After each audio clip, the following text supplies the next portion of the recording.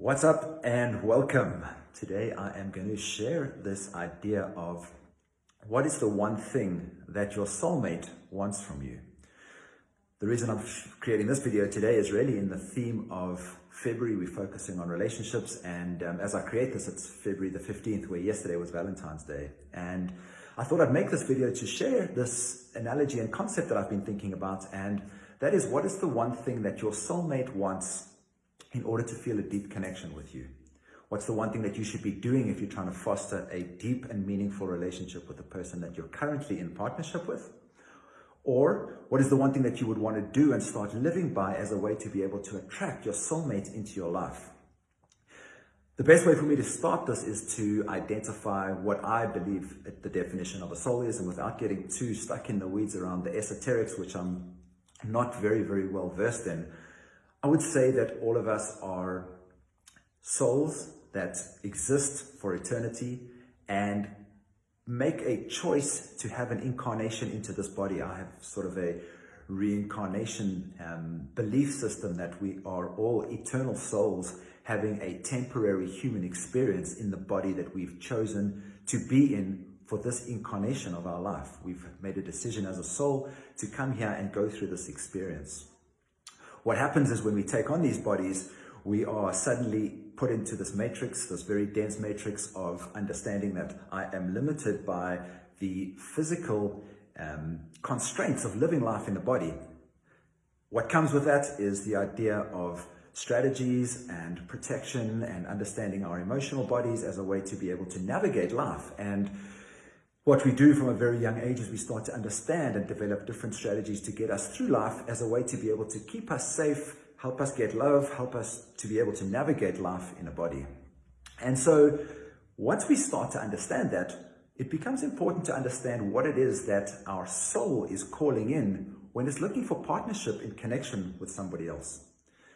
Each of us has a soul which is, from what I understand, completely open to and searching for and believing in unconditional love. Love that exists beyond our stories, beyond our gender, beyond how much money we have in our bank, or how good looking we are, or how ripped we are, whatever the thing is that we believe makes us lovable. The soul doesn't care for any of that stuff. And the soul sees beyond all of that. It's unconditionally loving to every single other being. And so if we are looking to call partnership into our lives, we need to understand that the soul is not interested in our personal stories or our personal ambitions, rather, to be able to connect with one another. And so how then do we go about living from this place where we can live beyond our stories? What I want to share here is an analogy of a soul being able to feel and understand and penetrate stories in a way that if we live our lives and our relationships, our meaningful connections in story too much, the soul eventually starts to get frustrated, and it'll look for another path to find that unconditional love that it aspires to.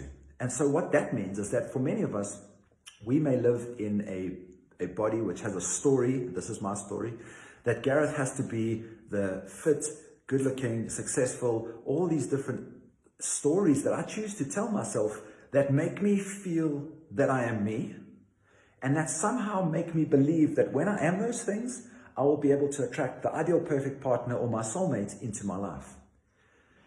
The challenge with this is that when I start to move away from what's true, I can be in a connection with somebody where if I'm not feeling like the successful version of myself, I will start to potentially tell a story or avoid the topic of conversation that distracts me from this particular story. So I may be with my life partner and they ask me how work's going, and instead of saying, in my authenticity, I share that it's just going badly and I feel broken, I feel disheartened, things are not going well, but rather I choose to say, yeah, things are going fine. In that moment, I have stepped out of my authenticity and I've started to fabricate a story that's not 100% authentic. And the other person's soul can feel that there's a lack of authenticity there. So what does this mean? In order for you to be able to attract your soulmate, or to make sure that you're developing a relationship with somebody that you feel is your soulmate, you need to be in your 100% authenticity and your truth in every single moment, so that you can connect from this place of truth and unconditional love. And sometimes that's messy. Sometimes that sounds like what I said now, like I'm having a really shit day and all I want to do is drink 20 beers and get completely drunk. Whereas that might not necessarily fit the narrative and the mask that I'm trying to put on to attract my soulmate into my life. But when I'm not in authenticity, I automatically push them away. And so the one thing that you need to be doing if you're looking at developing a relationship and harnessing that relationship with your ideal partner, or even if you're trying to call that partnership in, is to start to live with your 100% authenticity every single day. And I want to give you an exercise that you can do right now to be able to do this. This exercise is called radical honesty. Radical honesty is the part of you that is completely honest with the people that you care about, including yourself, in every single moment. Because when you start to connect with somebody, a new relationship, a new connection, and you're not able to be completely honest with them, their soul can feel it. Imagine that feeling when you say to your new partner, hey, how's your new job going? And they go, yeah, it's great. At an energetic level, they know that it's not great, and what they say with their verbal cues doesn't match up to the energetic cues that they're putting out. And there's a part of you that automatically feels a disconnect. For some reason, you're like, I heard what they said, but I didn't feel them in their authenticity. If that carries on for long enough, you start to become further and further and further disconnected from the person until eventually you're like, I don't know what it is, but I just can't make it work with this person. Because most of the time, most of us are living with these masks on where we pretend to be something that's not our authenticity. So radical honesty is your way to be able to navigate and cut through all of the bullshit that we continually create and put out into the world, which isn't our truth. What we need in the world, in our intimate connections, in our families, in our business relationships, and everything is truth and authenticity. And that comes from being honest, even when it feels difficult. And so I would encourage you to start being completely honest with the partner that you have in your life and starting to be completely honest with yourself about what it is that you want from this connection. And when you start to feel the person that you love not in their authenticity and their truth, that you directly question them. Hey, I heard you say that your new job's going well, but I didn't feel that it was going well for you. Do you want to unpack that? Do you want to share it? If this person continually doesn't show up for you, at some point, if you're being completely honest with yourself, you'll start to feel that you just can't make an authentic connection with them. And then that's not the person for you.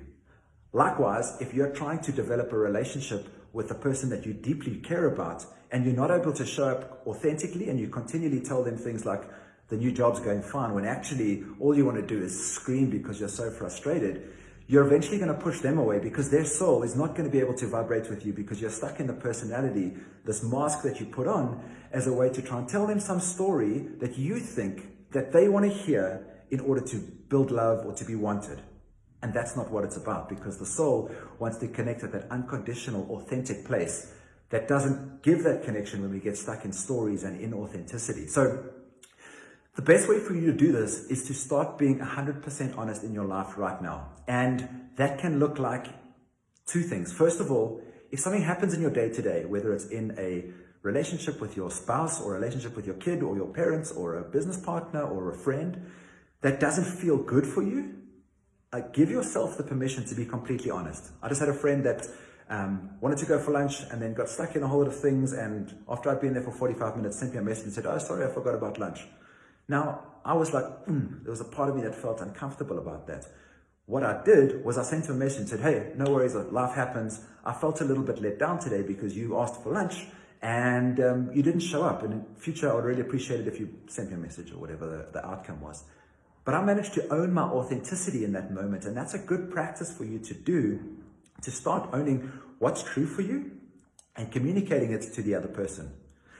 The next thing is when you start to have a conversation or a connection with somebody, if you don't feel you're connected to them and you feel like you ask them how things are with their job or their relationship with their mom or something that you know is a thing and they say fine and you don't feel that it's fine, I'd encourage you to ask a little bit deeper if that's their truth. Are you sure? Like, I heard you say that, but I didn't know if it was true. Because only once we start to cut through all of this BS that we continually put into our connections will we really be able to connect with each other at the heart and the places where our souls meet beyond the personality. So I hope that's useful. That's the one thing I believe we should be doing in our lives right now to be able to attract our soulmate in. And as I said, even if you're not in a place yet where you've got your ideal partner in, It's amazing practice to start to live from this place of authenticity in all of your connections. And so that when the right person shows up, you already practiced at showing up authentically. And you'll quickly be able to see whether this person is really your soulmate or not. Till next time, much love. Ciao.